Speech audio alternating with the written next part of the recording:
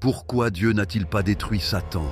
Dieu est saint, juste, et il déteste le mal. Alors, pourquoi Satan est-il toujours en vie? Pourquoi permet-il à son plus grand ennemi de continuer à exister et à causer de la souffrance dans le monde? Le Seigneur est tout-puissant et aurait pu le faire disparaître d'un seul mot, mais il ne l'a pas fait, il l'a laissé vivre. Pourquoi? Dans cette vidéo, nous allons répondre à cette question. La réponse n'est pas simple, mais elle se trouve dans la Bible. Aujourd'hui, vous allez découvrir pourquoi Dieu n'élimine pas Satan ni les anges déchus, et vous comprendrez en profondeur le plan éternel de Dieu. Et si vous croyez au Seigneur, laissez votre commentaire et n'oubliez pas de vous abonner à la chaîne pour plus de révélations. Avant de devenir l'ennemi de Dieu, Satan était un ange, mais pas n'importe quel ange. Dieu voulut accomplir quelque chose d'extraordinaire. De son infinie sagesse et par amour, il créa Lucifer, l'étoile brillante du matin. Son nom signifie « porteur de lumière ». C'était un chérubin, l'un des êtres célestes les plus proches de la présence de Dieu. Lucifer n'était pas seulement beau, il était le chef que les autres anges suivaient. Il était orné de pierres précieuses, rempli de sagesse et couvert de gloire. Dieu n'avait pas créé le mal, mais une perfection destinée à refléter la splendeur céleste. Mais en Lucifer, quelque chose changea. Un sentiment étrange pénétra son cœur, l'orgueil. Aveuglé par l'éclat de sa propre lumière, il laissa l'orgueil grandir en lui. Ce qui avait été son plus grand don devint ainsi sa perte. La beauté, admirée par tous, se transforma en source de sa ruine. Le désir de gloire s'empara peu à peu de lui et obscurcit ce qui était lumière. À Lucifer, adorer et servir Dieu ne suffisait plus. Une ambition démesurée occupa son cœur. Il voulait lui-même être adoré, souhaitant s'élever au rang de Dieu,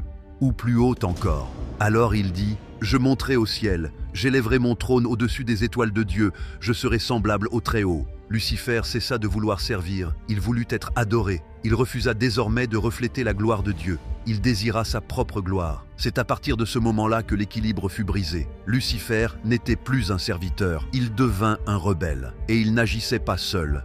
Il persuada un tiers des anges de rejoindre sa cause. Des êtres créés pour adorer choisirent alors de se révolter contre leur créateur. Ainsi débuta la rébellion. Ce ne fut pas une guerre symbolique, c'était une lutte réelle, spirituelle, décisive. Mais attention, ce n'était pas une bataille entre égaux. Il existe une idée répétée si souvent que beaucoup y croient sans jamais la remettre en question. Cette idée évoque une éternelle bataille entre le bien et le mal. Comme si Dieu et Satan s'affrontaient à armes égales. La lumière contre les ténèbres, le ciel contre l'enfer. Mais laissez-moi vous rappeler une vérité clairement exprimée par la Bible. Dieu n'a aucun rival. Il n'y a aucun être, ni sur terre, ni au ciel, capable d'égaler le Créateur. Dieu n'est pas en guerre pour savoir s'il en sortira victorieux. Sa victoire est déjà acquise. Le faux équilibre entre le bien et le mal n'est pas biblique. C'est une distorsion venue de la philosophie, du cinéma, des récits humains, mais en aucun cas du royaume de Dieu. Satan n'est pas le côté obscur qui équilibre la balance de l'univers. Il n'est comparable ni en puissance, ni en autorité, ni en gloire. C'est une créature, et aucune créature ne saurait rivaliser avec son créateur. Quand Lucifer s'est rebellé, il n'est pas devenu un adversaire digne de Dieu. Il est devenu aussitôt un ennemi vaincu dès l'instant où il s'est détourné de la lumière. Le temps et l'issue du combat céleste avec Lucifer sont scellés par l'Apocalypse. Il y eut alors une guerre dans le ciel. Michel et ses anges combattirent le dragon.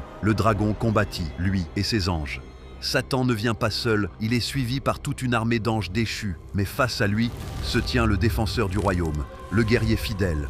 Michel, l'archange, le commandant céleste des armées de Dieu et le protecteur du peuple saint. Et lorsque la rébellion éclate, Michel se dresse. Tenant son épée de feu levée, il convoque les armées célestes à défendre le royaume des cieux. Derrière leur chef, les légions d'anges fidèles se rassemblent, prêtes à livrer la plus grande bataille de tous les temps. Et le résultat est déjà écrit. Mais il ne fut pas le plus fort, et il ne se trouva plus de place pour eux dans le ciel. Il fut jeté à bas, le grand dragon, le serpent d'autrefois, celui qui est appelé le diable et le Satan, celui qui égare toute la terre habitée. Il fut jeté sur la terre, et ses anges y furent jetés avec lui. Avec lui tombent tous les anges qui l'ont suivi. Lucifer n'a jamais eu la moindre chance contre le Créateur. L'accusateur fut chassé, et tous ceux qui s'étaient ralliés à lui perdirent leur demeure dans les cieux. Dieu n'a pas combattu. Dieu ne descendit jamais sur le champ de bataille. Ce furent les anges fidèles, sous le commandement de Michel, qui accomplirent son décret. Cela en dit long. Pour vaincre Satan, Dieu n'a même pas eu à bouger. Tel fut le premier jugement rendu, l'exil. Ils furent chassés hors du royaume céleste et précipités sur la terre. Avec lui, les anges déchus, autrefois brillants en présence de Dieu. Ils avancent désormais dans les ténèbres, cherchant à entraîner l'humanité dans leur chute. Lucifer serait désormais appelé Satan, l'adversaire. Pourtant, bien souvent, nous parlons de Satan, des démons et des anges déchus, comme s'ils étaient une seule et même chose. Mais ce n'est pas le cas. Car la Bible fait la distinction entre eux, et nous devons en faire autant. Alors, qui sont ces anges déchus? Ce sont des anges qui se tenaient autrefois en présence de Dieu. Ils furent créés dans la gloire, habitèrent le ciel et participèrent à la rébellion menée par Lucifer. Ainsi, quand il chuta, eux aussi chutèrent. Ils n'ont pas perdu leur nature spirituelle, ni leur intelligence, ni leur capacité à agir, seulement leur place dans le royaume de Dieu. Mais attention, ils ne sont pas devenus des démons pour autant. Alors, qui sont donc les démons? La Bible ne décrit jamais explicitement leur origine, mais elle révèle clairement ceci. Les démons sont des esprits privés de corps. Ce sont des êtres impurs qui n'appartiennent ni au ciel ni à la terre. Sans corps, ils cherchent désespérément à en posséder un. Voilà pourquoi Jésus les expulsait des personnes possédées, car les démons ont besoin d'entrer dans un corps pour agir. Dans l'évangile de Luc, Jésus libère du démon l'homme de la région des Gadaréniens, et il le suppliait de ne pas leur ordonner de s'en aller dans l'abîme.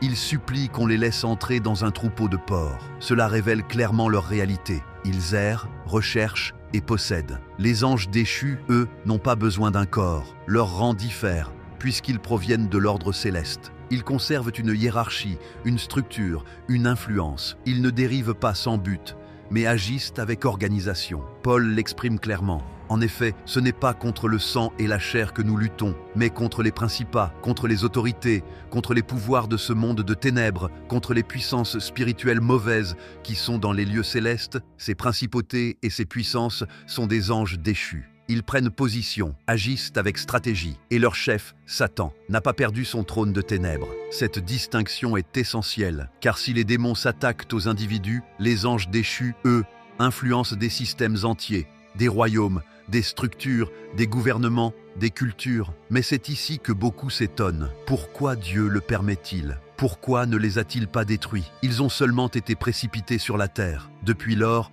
le champ de bataille n'est plus dans le ciel. Désormais, il est ici. Plusieurs explications existent. Tout d'abord, comprenons une vérité essentielle. Les esprits ne meurent pas comme la chair meurt. Jésus lui-même l'a affirmé. Dieu est esprit. Et il faut que ceux qui l'adorent en esprit et en vérité. Cela signifie qu'ils ne possèdent pas de corps physique semblable au nôtre. Ils ne sont donc pas soumis à la mort telle que nous la connaissons. Satan ne peut être détruit de la même manière qu'un être humain. Il ne peut tout simplement pas cesser d'exister. Sa nature est spirituelle. Or, le monde spirituel n'obéit pas aux lois qui gouvernent le monde matériel. Mais il y a quelque chose de plus profond encore à comprendre.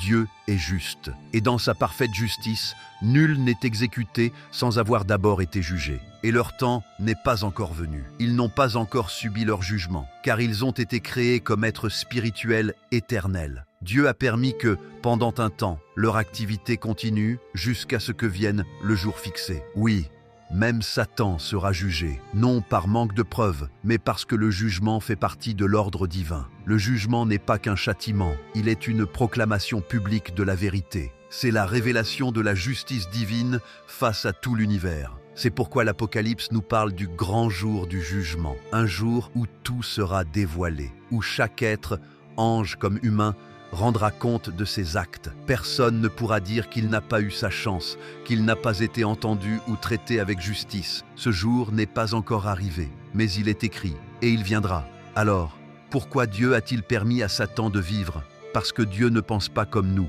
Nous voulons des solutions immédiates. Nous voudrions que le mal disparaisse tout de suite, mais Dieu n'improvise pas. Tout ce qu'il fait, il le fait avec un but précis. Chaque jour écoulé, chaque décision prise, chaque combat affronté fait partie d'un dessein plus vaste, un dessein où la patience de Dieu n'est pas faiblesse, mais expression de son amour et de sa parfaite justice. Ainsi, comme Satan fut autrefois chassé, de même il sera jugé. Il n'échappera pas à son destin, mais ce destin se réalisera seulement quand le juge l'aura décidé. Et en attendant, nous avançons avec cette certitude. La justice approche. Dieu, même s'il tarde, ne manque jamais à ses promesses. Voilà une vérité essentielle. Dieu n'a jamais perdu le contrôle de l'univers. Il a simplement choisi d'attendre l'heure du jugement final, tandis que nous apprenons jour après jour à résister, à discerner et à faire confiance à sa justice parfaite. Car sa victoire ne repose pas sur une destruction instantanée, mais sur une rédemption parfaite. Tu te souviens de Job? Satan n'a pu même l'effleurer sans demander d'abord la permission. Et lorsqu'il agit, Dieu retourna toute la situation à sa gloire. Ce n'est pas une guerre équilibrée, c'est une domination absolue. Dieu est entièrement souverain. Cela signifie que rien, strictement rien, n'échappe à son contrôle. Même Satan, avec toute sa haine, demeure soumis aux limites que Dieu lui impose. Mais une autre question tourmente beaucoup de personnes. Si Dieu savait déjà que Lucifer allait se rebeller contre lui, alors pourquoi l'avoir créé? Parce qu'il existe quelque chose que Dieu valorise plus qu'une obéissance imposée, quelque chose qu'il a placé dans toute sa création, même chez ceux qui s'éloignent le plus de lui. La liberté de choisir. Le libre arbitre n'est pas une permission accordée pour pécher, c'est la preuve même de son amour. Dieu n'a jamais voulu fabriquer des machines. Il ne nous a pas conçus comme des marionnettes, ni programmé les anges en robots sans volonté propre. Dieu a désiré que ses créatures, absolument toutes, soient libres de décider. Et oui, cela inclut Satan, ainsi que les anges qui l'ont suivi, et toi aussi, et moi. La grande question demeure. Pourquoi Dieu a-t-il accordé la liberté même à ceux dont il savait qu'ils pourraient se rebeller? La réponse est profonde parce que sans liberté, l'amour n'existe pas. L'amour ne s'impose pas, il ne s'exige pas, ne se force jamais. Par définition, l'amour doit être choisi librement. Et si Dieu nous avait obligés à l'aimer, il ne serait plus un père, mais un dictateur. Ainsi, lorsqu'il a créé les anges, il leur a donné le libre arbitre. Et lorsqu'il a créé l'être humain, également, il voulait une véritable relation, non une obéissance sans âme. Bien sûr, cela signifiait prendre le risque que quelqu'un décide de s'en éloigner, que quelqu'un dise non au Créateur. Satan en fit le choix, et beaucoup d'autres, depuis, l'ont suivi. Mais cela n'a pas changé le dessein originel. Dieu n'a pas repris le don de choisir, car même face à la rébellion, le libre arbitre reste la seule porte menant au véritable amour. Demande-toi ceci. Quelle valeur aurait ta foi si tu ne pouvais pas douter? Quel mérite aurait ton obéissance si tu n'avais pas la possibilité de désobéir? Quel sens aurait ton amour pour Dieu si aucune autre voie ne t'était offerte? Dieu ne désire pas des fidèles qui le suivent par contrainte. Il veut des enfants qui choisissent librement de l'aimer. C'est pourquoi il permet l'existence de la liberté, même si celle-ci fait parfois souffrir. Dieu n'a pas supprimé la liberté dans l'univers. Le faire aurait signifié renier sa propre nature, celle d'un Dieu qui aime dans la liberté, qui invite sans imposer. C'est précisément pour cette raison que le jugement n'est pas encore arrivé. Parce que, jusqu'à la dernière seconde, Dieu accorde la possibilité à toute sa création de choisir. Il attend, parce que l'amour, c'est attendre. Et parce que le véritable amour ne peut naître qu'en présence d'une liberté de refus. Imagine un instant, Dieu offre le libre arbitre à ses créatures, mais à l'instant où l'une d'entre elles l'utilise pour se rebeller, il l'anéantit aussitôt. Cela serait-il juste? Serait-ce cohérent avec son caractère? Ici se pose une des questions les plus délicates du sujet. Dieu pourrait-il reprendre ce qu'il a lui-même donné? La liberté de choisir? Le libre arbitre n'est donc pas un simple détail théologique.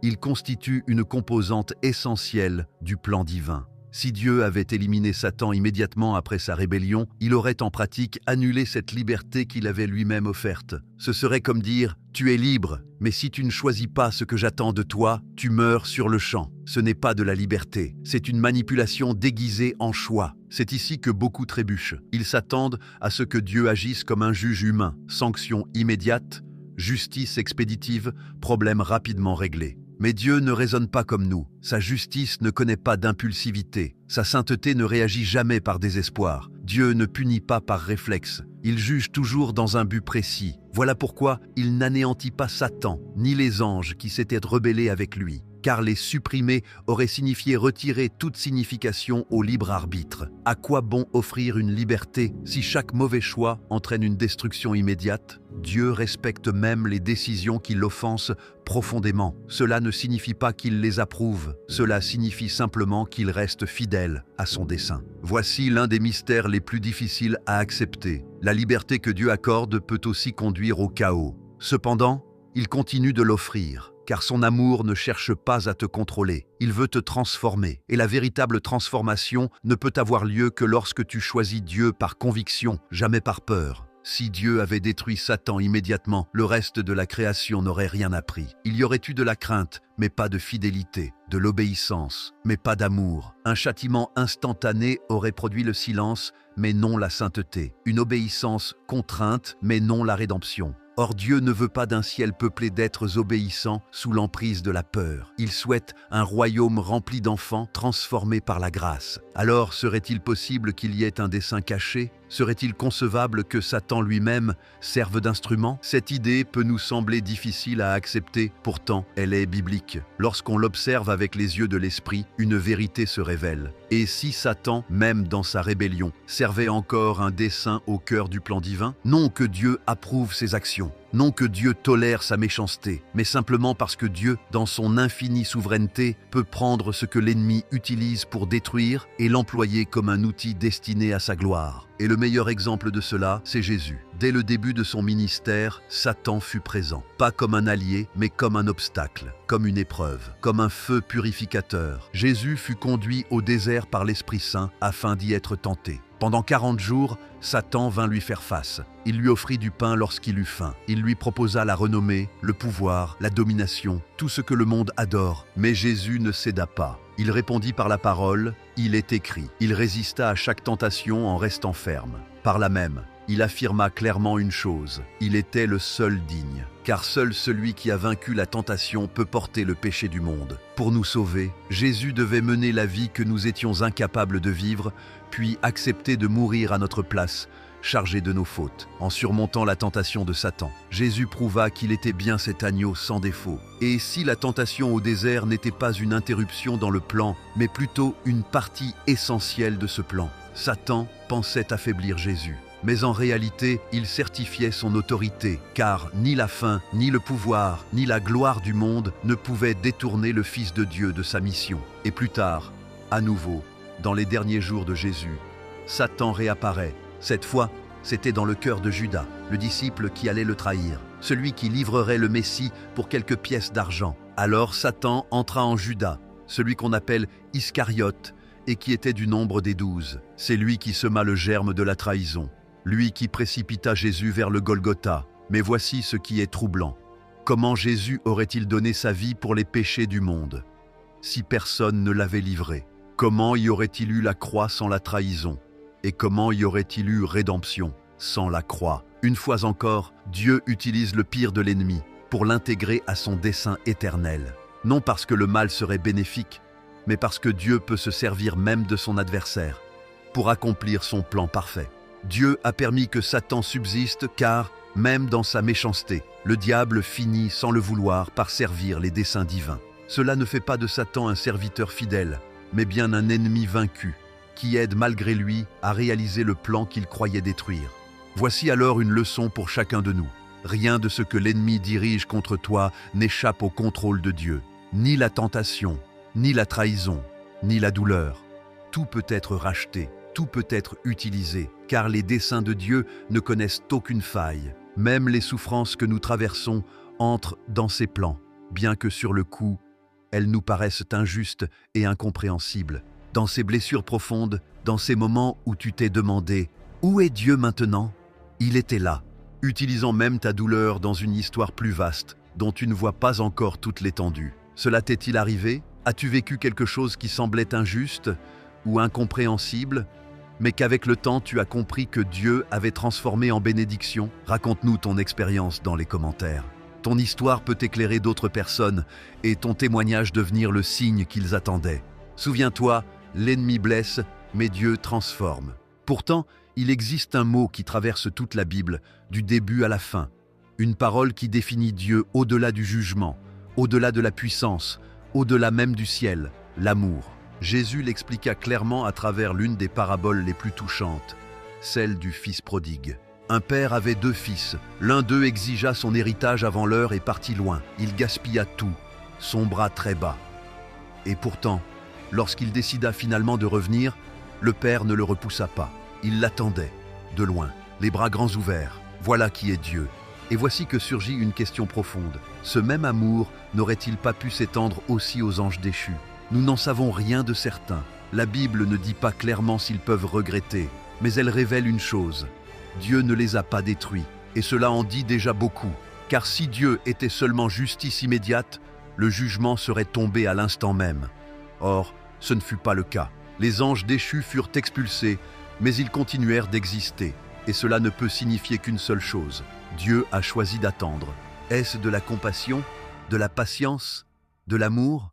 Peut-être un peu de tout cela à la fois. Car l'amour de Dieu ne se limite pas à ceux qui lui obéissent. Jésus a dit « Aimez vos ennemis, afin d'être les enfants de votre Père qui est aux cieux. » Et il ajouta « Il fait lever son soleil sur les méchants comme sur les bons, et il envoie la pluie aussi bien sur les justes que sur les injustes. » Dieu n'élimine pas automatiquement celui qui lui faillit, car son amour ne dépend pas de nos performances. L'amour de Dieu transforme réellement. Or, pour transformer, il faut parfois savoir attendre. Jusqu'à présent, nous avons parlé de la patience de Dieu, de son amour qui attend, de sa justice qui ne s'exerce jamais sous le coup de l'impulsion. Cependant, cela ne veut pas dire que le jugement n'arrivera jamais. Il arrivera. Dieu n'est pas indifférent au mal. Il ne ferme pas les yeux devant la rébellion. Il ne laisse aucune chose sans dénouement. Simplement, Dieu a fixé un temps pour chaque chose, et le jugement final est déterminé par une précision éternelle. La Bible le précise clairement. Dieu n'a pas épargné les anges qui avaient péché, mais il les a précipités dans l'abîme, les livrant aux chaînes des ténèbres pour être gardés en vue du jugement. Approchez-vous de lui, pierre vivante, rejetée par les humains, certes, mais choisie et précieuse aux yeux de Dieu. Ils sont gardés, pas oubliés, ni acquittés. Dieu n'exécute jamais son jugement sans établir d'abord un tribunal. Et ce tribunal éternel est déjà prêt. Le juge, c'est Christ, et sa parole sera définitive. Dans Apocalypse 20, Jean nous révèle une scène saisissante. Le grand trône blanc, les livres ouverts, les âmes debout, et chacun jugé selon ses œuvres. Ce jour-là n'est pas une métaphore, c'est une promesse, et aussi un avertissement. Satan, ses anges et tous ceux qui auront préféré les ténèbres à la lumière seront jugés. Mais voici ce qui change toute la perspective. La fin ne signifie pas seulement châtiment, elle est aussi restauration. Dieu ne veut pas simplement anéantir le mal, il veut rétablir l'ordre, purifier ce qui a été souillé, restaurer ce qui a été brisé et guérir ce qui a été blessé. Le jugement de Dieu est un acte de sainte justice. C'est l'instant où tout ce qui est caché sera dévoilé, où tout ce qui est tordu redeviendra droit, et où tout genou ploiera. Ce jour viendra, et Satan n'y échappera pas. L'ennemi qui a semé la division, la mort et la destruction sera vaincu publiquement, définitivement, pour l'éternité. Après tout ce que nous avons vu, après avoir compris pourquoi Satan est toujours vivant, pourquoi Dieu ne l'a pas détruit, et pourquoi tout obéit à un dessein supérieur, voici une vérité que ton cœur doit retenir. La victoire est déjà écrite. Nous n'attendons pas pour savoir si Dieu va gagner. Dieu a déjà gagné. À la croix, Jésus n'a pas seulement vaincu le péché, il a triomphé de l'ennemi. Cela signifie que Satan est déjà vaincu. Il attend simplement sa sentence finale. Le monde peut sembler sombre, le mal semble dominer, mais tout cela est temporaire. Rien de ceci ne modifie l'issue finale. Christ règne, son trône ne tremble pas, sa promesse ne faillit jamais. Et toi, si tu es en lui, tu prends aussi part à cette victoire. Non en spectateur, mais en héritier, en tant qu'enfant, en tant que membre du corps de Christ, debout et solide alors que l'ennemi s'écroule.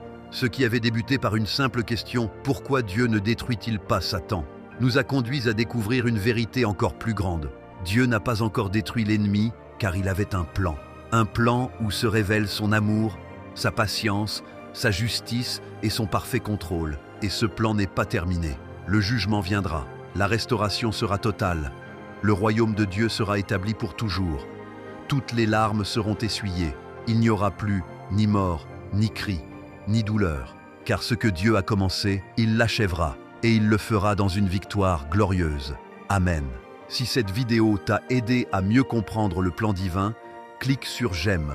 Cela permettra à d'autres croyants d'en profiter. Et pense à la partager avec ceux que tu aimes. Si tu souhaites mieux connaître l'histoire de Lucifer, tu dois absolument regarder cette vidéo qui apparaît à l'écran. C'est l'histoire complète de la création et de la chute de Lucifer, que des millions de croyants ont déjà visionné. Si tu ne l'as pas encore vue, clique sur la vidéo. Sois béni, toi et ta famille.